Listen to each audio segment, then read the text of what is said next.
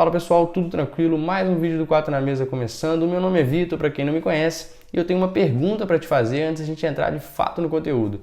Você considera que o mercado financeiro é hoje o seu principal foco de atuação? Ou seja, você dedica horas e horas do seu dia, da sua semana estudando sobre isso?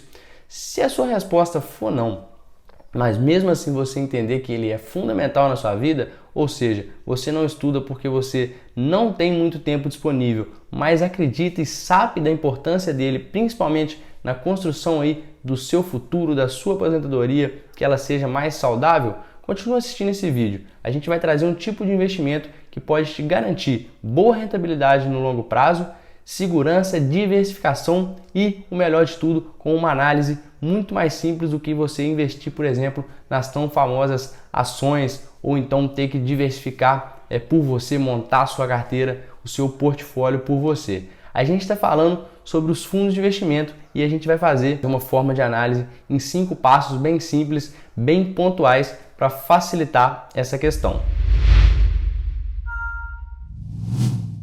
Os fundos de investimento são uma modalidade de aplicação que vão reunir o recurso, o dinheiro de várias pessoas e vão disponibilizar esses recursos para um gestor, uma pessoa profissional da área financeira que vai aplicar esses recursos para você. Basicamente, você está terceirizando a gestão do seu dinheiro. Quem vai fazer a análise daquela empresa, daquele ativo de renda fixa, daquele contrato de dólar, não é você mais, você não vai ter que entender essas minúcias, porque vai ter um gestor fazendo isso por você. A sua função basicamente vai ser entender quem é aquele gestor, se ele desempenha um bom trabalho. Para facilitar ainda mais aí o entendimento sobre o que é um fundo de investimento, a gente pode trazer um exemplo até bem prático. Então vamos lá, vamos supor que daqui a 2 semanas vai ter aí um aniversário da sua mãe, do seu pai, do seu avô, do seu avó, seja quem for, e seus familiares decidiram que você vai ser o responsável por comprar todos os produtos para fazer um churrasco. Você vai fazer um churrasco e te deram aí R$1.000, 10 familiares, cada um te deu R$100, você tem que decidir, né? Qual o supermercado que você vai comprar esses produtos? Que tipo de produto você vai comprar? Mais pão de alho, mais carne de boi, mais carne de frango, mais queijo. Por quê? Porque tem gente dentro da sua família que pode gostar mais de um tipo de carne, tem gente que pode ser vegana, tem gente que pode gostar mais de outro tipo de carne. Então tem vários fatores que você tem que levar em consideração, você tem que entender a perspectiva do seu público, do seu perfil e aplicar, né, e comprar de acordo com os desejos dessas pessoas. E isso a gente pode facilmente transmitir para o fundo de investimento. Quando a gente tem um fundo de investimento, as pessoas vão reunir os recursos. No caso do exemplo, você estaria fazendo o papel do gestor, a pessoa que está recebendo os recursos, e o gestor, né, no caso você, faria aí a compra dos melhores ativos. Isso pensando no mercado financeiro, vamos supor que você é um cara conservador, você prefere ativos de renda fixa, mas você não sabe muito bem quais ativos de renda fixa são os melhores. O que você faz? Junto com mais várias pessoas, como se fossem os familiares, você disponibiliza o dinheiro para alguém que é um especialista da área. E aí ele vai escolher por você os melhores ativos de renda fixa. E o que a gente vai agora apresentar, tendo em vista o conceito explicado, são os 5 passos aí para a gente conseguir analisar um fundo de investimento. O primeiro passo que a gente tem que levar em consideração é estudar de fato as políticas do fundo através da lâmina. Então a gente está lá na corretora, a gente baixa lá o prospecto, as características, a lâmina do fundo e entende o que esse fundo de investimento está se dispondo a fazer. Por quê? Porque a gente tem que ver se é compatível com os nossos interesses, com o nosso perfil. Cada fundo de investimento vai ter uma compatibilidade maior com cada tipo de investidor. Por quê? Porque a gente tem fundo de renda fixa, que é mais conservador, vai aplicar em bons ativos na renda fixa. A gente tem fundos de ações, que vai ser mais exposto, vai ser mais volátil, então a gente tem um perfil mais agressivo. A gente pode ter os perfis para os fundos multimercados. Os fundos multimercados são aqueles que podem combinar vários tipos de ativos, então desde ativos de renda fixa até ações, até câmbio, derivativos. A gente tem que entender o que esse fundo multimercado vai estar fazendo. A gente pode falar aí de fundo cambial, que vai estar se expondo a outras moedas. Então a gente tem que entender qual que é o nosso objetivo hoje, o que a gente tem de desejo aí com esse fundo de investimento. Por que a gente está aplicando nele? A gente responde a essas perguntas com a lâmina lá do fundo aberto, entendendo, né, as políticas do fundo, qual que é o objetivo dele, quem que é o público-alvo, porque de forma qualitativa a gente tem que ver se o nosso anseio é compatível com o que aquele fundo está ofertando. Isso é uma análise bem, como eu disse, qualitativa. Então, leitura, abrir o material e ver o que aquele fundo faz, as expectativas dele são de médio, de longo, de curto prazo. Isso a gente tem que entender tudo lendo as questões dos materiais complementares que os fundos vão disponibilizar em qualquer página de corretora. Então, se você encontrou lá a página de um fundo, ele vai ter que disponibilizar esses materiais para você. Você pega, lê e entende se é compatível com o seu perfil, com seus objetivos, com as suas expectativas. O segundo passo que você deve sempre analisar é o histórico do fundo em questão. Então, quando você for abrir, né, você definiu lá o perfil do fundo que você quer, qual tipo de fundo é compatível com a sua estratégia, você vai analisar o histórico do fundo. Abriu lá na corretora, tanto naqueles materiais complementares que a gente já citou, quanto na própria página da corretora você vai encontrar aí o desempenho do fundo. O que é o interessante? O interessante é você olhar um longo histórico, principalmente em momentos de crise, como aquele fundo está performando, e observar aí qual é essa trajetória do gestor. Ele entregou o que ele se comprometeu ao longo do tempo? Porque lá na política de investimento, nos objetivos, vão ter algumas metas, entre aspas, traçadas. A gente vai ter, por exemplo, o benchmark, né, que é o referencial, e pode ser tanto o CDI quanto o Ibovespa, a inflação mais uma taxa. Então a gente tem que ver qual que é aí o referencial. Ele sempre bateu esse referencial, ele cumpriu com as metas dele. Ele é um fundo que vem performando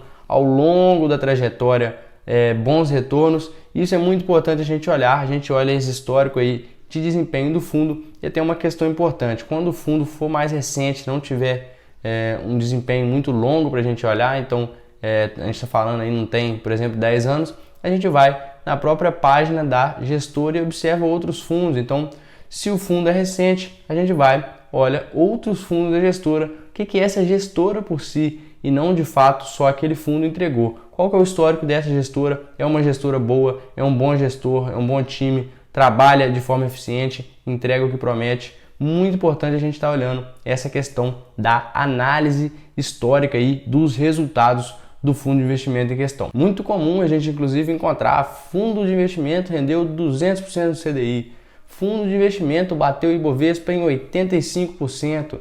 Aquelas margens que são, quando acontecem, absurdas, sempre muito divulgadas, a galera comenta muito, mas a gente tem que ficar de olho, porque isso pode ser uma anomalia, e é por isso que a gente tem que analisar o histórico em longo prazo. E aí, um ponto até muito importante que a gente tem que ressaltar: rentabilidade passada não garante rentabilidade futura, mas quanto maior o prazo de análise, mais elas podem dar aí um clareamento de previsão, né? Então a gente tem mais noção. Tendo em vista um histórico muito grande, a gente consegue entender talvez um pouco melhor como pode ser esse histórico futuro, mas nada é garantido. O terceiro passo é a gente entender quais são as taxas incorridas sobre os fundos de investimento. São duas principais. A primeira delas é a taxa de administração.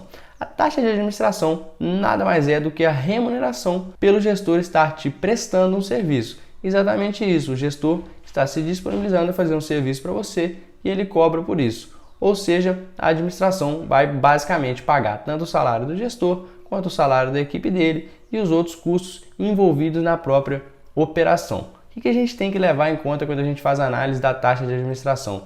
Compatibilidade com o tipo de fundo. Um fundo de investimento, por exemplo, em renda fixa, que tem como objetivo superar a taxa básica de juros, a Selic. Atualmente ela está em 3%. Vamos supor que o objetivo do fundo é superar essa taxa e ele esteja batendo aí 4% ao ano versus 3% da Selic, né, do CDI. Pode ser o CDI, que é muito atrelado à Selic. Então, o objetivo dele é superar o CDI e ele está dando aí o CDI 2,9%, 3%, bem próximo à Selic. O objetivo é superar, está dando 4% o fundo de investimento no ano. Se ele te cobrar uma taxa de administração de 2%, por exemplo, que é o mais comum aí praticado nos fundos de ação, ele vai tirar praticamente todo o seu rendimento. Então, os fundos de renda fixa têm que cobrar uma taxa menor. A gente está falando, por exemplo, de 0,5%. Já os fundos de ação, que têm uma perspectiva de ganhos maiores, têm um risco maior e, portanto, a possibilidade de ganhar mais, podem cobrar essa taxa aí de 2%. Por quê? Porque a gente está falando de bater o Ibovespa, né? Então, o benchmark de um fundo de ação pode estar se tratando de um Ibovespa. O objetivo de um fundo de ação é superar, por exemplo,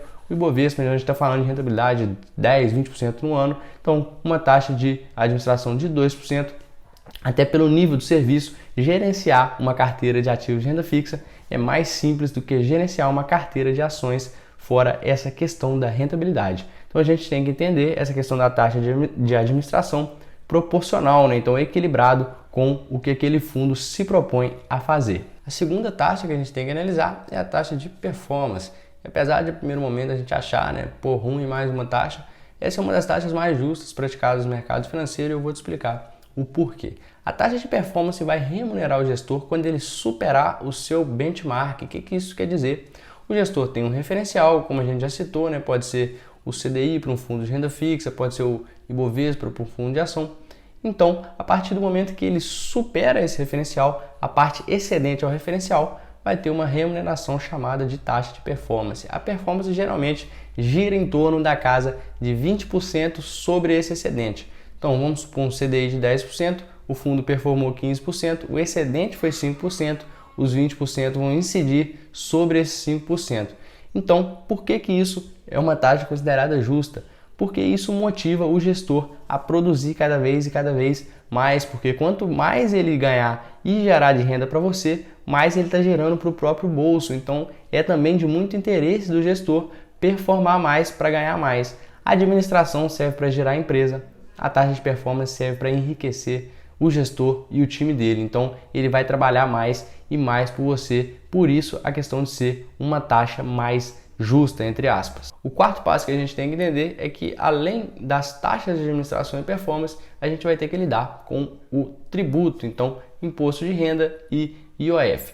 O IOF só vai ser cobrado se você deixar o seu dinheiro aplicado menos de 30 dias e eu não recomendo aí que você deixe em nenhum dos casos o dinheiro aplicado por menos de 30 dias. Se você tiver que ter essa liquidez tão grande, recomendo que você faça outros tipos de aplicação.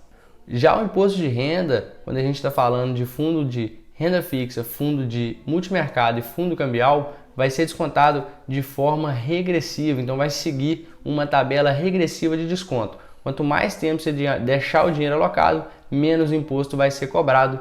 Eu trouxe até aqui uma tabela para a gente poder entender um pouco melhor aí com os números certinhos.